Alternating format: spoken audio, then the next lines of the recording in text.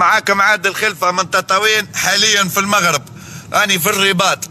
بالله من دخلت للرباط أول حاجة شاي نعملها أني نبزق على وزير التجهيز بتاع تونس، الوزراء اللي تعاقبوا شاي نبزق على دين أمهم واحد واحد. أول إحساس جاني، وثاني إحساس جاني أشبح المهندسين بتاع تونس شاي نعاود لهم الطهارة. عندهم دولة عندها تي جي بي، أشبح عطت التي جي بي، ماكدونالد، ناس شيخين، النظافة.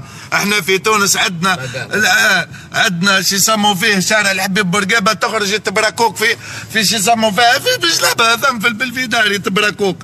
اشبح لا قار تي جي في والله قار تي جي في. اشبح يا عالم وتقول لنا عندنا طبيب وعندنا مهندس وزاره، يعني دين والديكم دولة. يا رب يعطيكم تسونامي، يا رب يعطيكم تسونامي، يا رب تجيكم هيك الدودة اللي تاكل في اللحم تبدو كل يوم تتاكلوا وتموتوا هيك. اشبح دولة، اشبح الدولة، اشبح والمغرب عاملة